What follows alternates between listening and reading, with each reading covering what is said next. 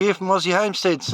Just out on the side-by-side ATV, and I'm over on the south eastern corner of the block. I did a video called our first attempt at getting up to Rocky Point. I'll pan across Rocky Point. The camera just doesn't do it justice. It is really high. At that top point up there, there's actually a kangaroo sitting right up on top of the hill up there, looking at me as I'm speaking. But along that edge up the top there, running along that flat plateau, is where I was doing most of the filming, and the track is right on the end and it drops right down. That's 220 metres high. The camera just doesn't do it justice, but man, that track going up to that first point up there, right on that end is Rocky Point, right on this very end of it. And all that water comes screaming down this hill, down into this creek over here.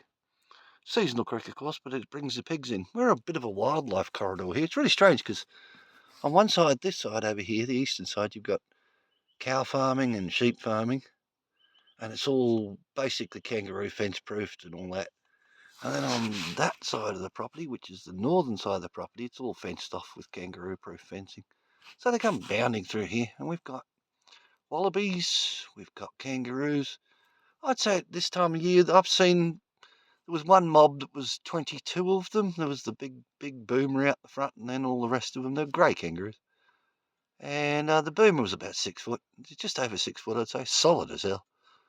They make weird noises at night time. Everybody goes, it's a yeti, and you go, no, that's a bloody kangaroo, you knob. Rotten with blackberries. This time of year, we've just finished fruiting. I didn't get to make jam this time. I was too busy putting flaming sheds up. But there is blackberries everywhere. There's prickly pears. We can make prickly pear jam. Always got a lot of jam cedar and that, and sugar to make jams. And that kangaroo up there's just laughing his head off. He's sitting there watching me. And up there, you can't see it on the camera, but there is a target right up there that we use for sighting the guns in to get the sights set. And you can tell when you hit it because it's a cast iron pot and it goes bing when you hit it. Even with the big 2020s and 6.5 millimeters, you can still bloody hear them. And yes, around here, all the pigs root around there. That's the grandfather tree. I've explained that in another video. Actually, I was talking about mistletoe, which is, you can see it on these trees here. Every one of the trees in the block has mistletoe. And that's the grandfather tree, the oldest tree on the block. I'd estimate somewhere between 150 years old, maybe even 180. Gone through a lot of branches, a lot of fallen off, bit of firewood. But down in this area behind me is the creek that I was explaining before when I was showing you Spire View. And the pigs love to spend a lot of time down here. We have rabbits, plenty of food up here, because as I say, we're a natural corridor, natural wildlife corridor. And we promote it, because should you ever need a food supply, we've got plenty of tins, but there's plenty of fresh meat, because kangaroo is actually very, very tasty. It's a very lean meat. I mean, it's something that I quite enjoy. Rabbit's always nice, but I mean, I was brought up on rabbit and goat because we lived in the country. All we ever bloody ate was rabbit, goat, and pigeon pie. My dad was a pigeon pie. And we used to eat pigeon pie for bloody dinner. So I was pretty much brought up on wild meat. But I mean, I only eat between 700 and 800 calories a day. I only eat twice a day. I have a very light lunch and a very, very sort of substantial dinner. But if you train your body to be able to live on 800 calories a day and try not to, I don't eat junk food at all. I've never eaten McDonald's. I've never eaten Hungry Jack's. I wouldn't even bloody know what it tastes like. And I don't really want to know because that's not food, people. That's bloody poison. If you can train your body to live on 700 or 800 calories a day, you know, you're going from, what's a Big Mac, 2,700 calories or something in one bloody hamburger?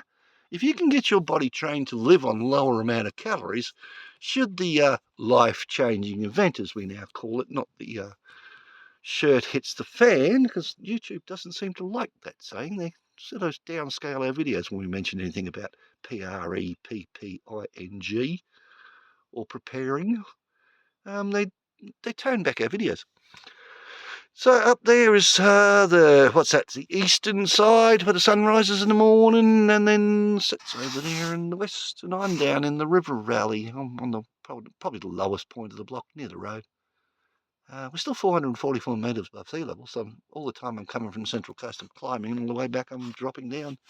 Amazing history behind the place, though, like around the Pilliga area and that, the Aboriginals around here, the Gomeroi tribe. they were all over this area. There's been people out here in the 1800s looking for artifacts and stuff for basically for the British Museum to steal, as they do. And they found a lot of axe grinding grooves and that, and I'm spending a lot of time around Pilliga actually mapping axe grinding grooves and any artifacts. I report them to the AIHS, which is what we register all of the Aboriginal artifacts or engravings or whatever we find, and we pinpoint it. I have very, very accurate GPS. I can put it within 10 metres. And I do a lot of gold prospecting around the big creek on the eastern side of the Pilliga. And I use the metal detector, and one day I'd hope to find a nugget. But I just thought I'd show you what Rocky Point looks like from down in the valley.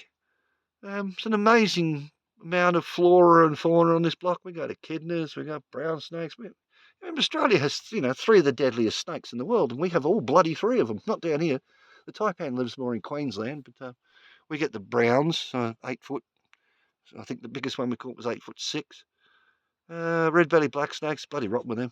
Redbacks, oh, you name it, it's here. But we've also got some lovely ones. We've got a lovely little family of echidnas that live around here. Little flat-tailed geckos, rotten with mosquitoes. Around this time of the year, you've literally covered yourself with Aerogard to try and stop them biting you. They're called Scotch Greys. They're massive, and they basically take a chunk out of you and laugh their heads off and run off. Horseflies, you name it, we got it. Welcome to Australia. Here, have some fly spray. But yeah, it's a beautiful part of the world. It's actually quite nice today. It's 27 degrees at the moment, according to the temperature on the gauge here, 27.9, which I like 20 anything. I like from 21 through to 24. Anything above that, I'm not real bloody interested in. But it gets hot up here, and it gets disgustingly cold in winter. Coldest we had was -5.2, and it snowed. That was in 2013, off memory. Could have been, 2013. We came up and I got photographs of snow and ice all over everything. But yeah, that's just thought I'd give you a quick little tour of Rocky Point. It'd be beautiful, the little cabin up there. The view from up there is, if you look at the Rocky Point videos, I'll probably post a few more of them actually, because I've got some of the views out looking out towards the spire, which I just explained in the last video. But yeah, that's just a quick update. Just thought I'd just show you that because I was out and about and I'm collecting mullein and drying it. And that's Andy from Aussie Homestead signing off until the next one. I'll talk to you then.